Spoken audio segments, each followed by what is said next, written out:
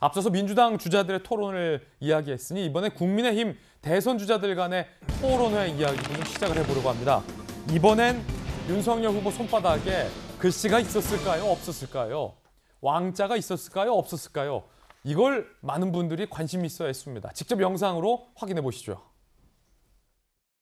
윤 후보께서 최근 손바닥에 왕자 써진 거 해명을 놓고 논란이 계속되는데 이거 어떻게 된 겁니까? 응원의 개념으로 대수롭지 않게 생각한 게 제 불찰이었던 것으로 제가 그거는 인정하고요. 많은 분들을 만나고 차에 타면서 이렇게 저걸 닦았는데도 안 지워지더라고요. 전에 왕자 부적 그 문제가 홍콩 외신에도 오늘 보도가 됐습니다. 국제적 망신입니다. 잘못한 거죠. 제가 뭐 국민들께 하여튼 소통을 국민들한테 설득하는 과정이 적절하지가 않아요. 할머니가 했다고 하는데 보도된 거는 그 아파트 주민이 거짓말이라고 그랬던 보도를 했어요. 저도 그 보도를 봤는데요. 사실하고 다른 얘기고 제 차가 뭐 지하에만 다닌다고 하는데 같이 오는 그 팀들이 많기 때문에 지하에서 기다리게 할 수가 없습니다. 그래서 카니발이 늘 1층에 있고. 알겠습니다. 오늘은 부적 없죠? 오늘요? 네, 오늘은 없죠?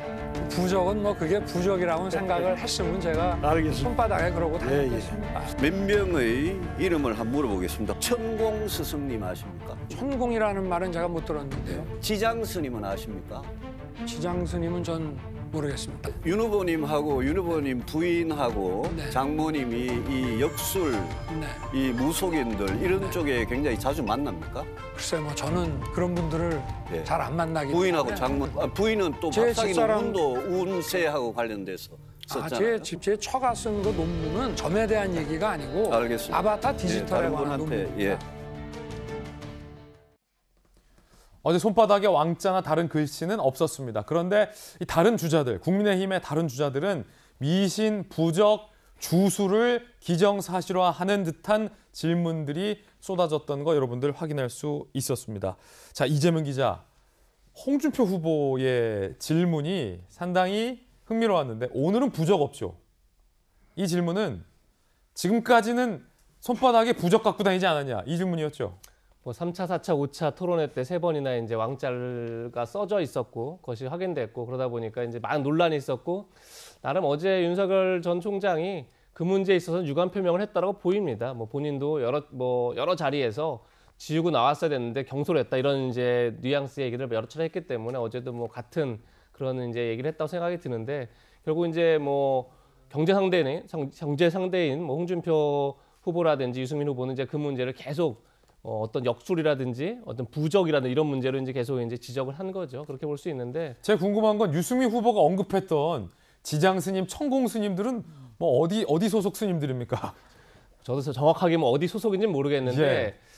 글쎄요 뭐 막 주간지라든지 아니면 뭐 우리가 흔히 얘기하는 정보지라든지 지라시라든지 이런 데 예. 보면 이렇게 뭐 후보들이 어떤 뭐 역술인과 가깝다, 뭐 예. 어떤 역술인의 얘기를 듣고 있다, 뭐 이런 것들이 좀 나오죠. 그러다 사실 보니까 스님과 역술이는 좀 다르잖아요. 다르죠. 다른데 예. 아마 뭐 근데 또 이제 윤석열 전 총장 같은 경우는 부인과의 만남도 어떤 스님이 중재했다, 뭐 중매했다 이런 얘기도 있지 않습니까? 뭐 그래서 아마 이제 시중에 도는 소문들을 아마 물어본 게 아닌가 싶은데 윤 전 총장이 지난번에도 한번 설화 겪었던 거 하나가 이제 자기가 무주택자라 집이 없어서 주택 청약을 가입하지 않았다고 얘기했다가 한번 설화를 겪지 않았습니까? 근데 그걸 해명했을 때 이제 윤 전 총장이 이런 얘기를 합니다.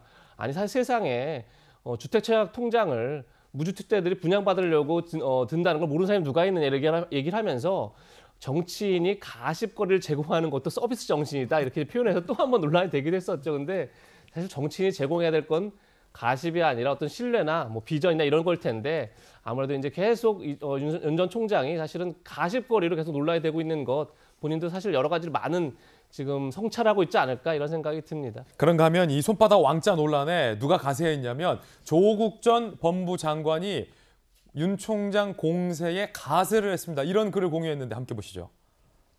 조 전 장관 그제 윤석열 왕자 논란 해명을 반박한 비판한 누리꾼의 SNS를 공유했습니다. 그 누리꾼은 이렇게 주장했습니다. 윤석열 후보와 같은 아파트 같은 동 사는데 윤석열 후보 따라다니는 할머니들 없다. 윤석열 후보는 사람 눈 피하느라 1층으로 나오지도 않는다. 그러니까 윤석열 후보 측의 해명을 비판한 거죠. 윤석열 후보가 사는 아파트 경비원 있어 외부인 접근 불가능, 지하로도 외부인이 못 들어간다라는 글을 공유하면서 조 전 장관이 왕자 논란 비판에 가세를 했는데 정혁진 변호사님, 네. 이거 윤 후보 측의 해명은 이제 지지해주는 이웃 주민 할머니가 손바닥에 왕자를 쓴 거다. 조 전 장관이 공유한 글은 그런 할머니들 없다라는 건데 앞서서 뭐 토론회에서 다른 후보가 뭐 그런 할머니도 없다라는 것 홍준표 후보였죠. 조 전 장관과 역시 궤를 같이 하는 대목도 있었는데 윤 후보 측의 해명을 또 들어보면 실제로 내가 인터뷰하겠다라고 왕자를 써준 할머니도 있다. 뭐 이런 얘기도 하고 있고요. 근데 저는 아무리 그렇게 이야기해도 윤 후보의 해명이 상식적으로 납득이 가지가 않아요. 예. 제가 50년 넘게 살았지만은 제 손에다가 어떤 글자를 써주는 사람을 본 적이 없거든요. 더군다나 이제 윤 후보는 대통령 후보 아니겠습니까? 유력한. 그러면 굉장히 조심하고 옛날에 박근혜 전 대통령 같은 경우에 테러도 당하고 그랬는데 아마 경호원들도 있지 않을까 싶은데 아무리 할머니들이라고 하더라도 그다음에 다른 사람 손바닥에다 그런 글씨를 쓰는 것은 제가 봤을 때 굉장히 몰상식한 행동이 아닐까 싶거든요. 굉장히 가까운 사람이면 예컨대 부인이나 아니면 부모님이나 뭐 그런 분들이면 혹시 모르겠지만 그냥 일반적인 동네 할머니가 저런 행동을 하셨다라고 저는 생각이 되지 않고요. 그다음에 무엇보다도 저는 저 글자가 굉장히 마음에 들지 않습니다. 왜냐하면 지금 21세기인데 어떻게 왕자를 쓰느냐. 그 주권 재민의 시대인데 자기가 왕이 되겠다라고 한 그런 마음이 글자에 담겨져 있는 거 아닌가 그런 생각이 들어서 그다음에 윤 후보 같은 경우에는 뭐라고 이야기했습니까? 본인이 가장 감명 깊게 읽었던 책이 선택할 자유라고 그랬잖아요. 선택할 자유하고 왕이라고 하는 단어는 제가 봤을 때 도저히 이렇게 결부가 되지 않는 그런 것들로 보기 때문에 그래서 이런 부분들에 대해서는 굉장히 큰 실수를 한 것 같다라는 생각이 들고 그리고 여기에 대해서는 어떠한 사과도 또 잘 먹히지 않는 그러한 아주 상당히 안 좋은 그러한 실수를 윤 후보가 한 것이라고 저는 생각이 됩니다. 윤석열 후보 측의 이 해명과 대응 논란에 대해서 국민의힘 이준석 대표도 비판을 했습니다. 들어보시죠. 이번엔 윤 후보보다도 왕자 논란 이런 거는 대변인단이 종편 패널 활동 이런 걸 많이 해서 그런지 좀 후보와의 정확한 확인보다는 즉답을 해야 된다는 이런 좀 압박이 있는 것 같아요. 원래 임기응변으로 즉답을 합니까? 무슨 질문이 나와도 3초 내에 답해야 되는 게 그거 지금 하고 계시면 안 돼요. 선거 캠프 대변인이. 저거는 아마 저걸 의미한 것 같아요. 그 성함이 뭐였죠? 김용남 대변인이 전 의원이 손바닥은 안 씻고 손가락만 씻는다, 예. 위주로 씻는다. 예. 어제 TV 토론회에서도 윤 후보가 물티슈 같은 걸로 지우려고 했는데 이게 매직이라서 잘 안 지워진다라는 뭐 해명을 하기도 했었는데 그러니까 논란을 더 키웠죠. 이준석 예. 대표가 지금 말하고 있는 게 그거죠, 손가락. 예, 괜히 그 대변인이 그렇게 얘기하는 바람에 더 좀 논란을 더 키웠다 이제 그런 의미인 것 같습니다. 예.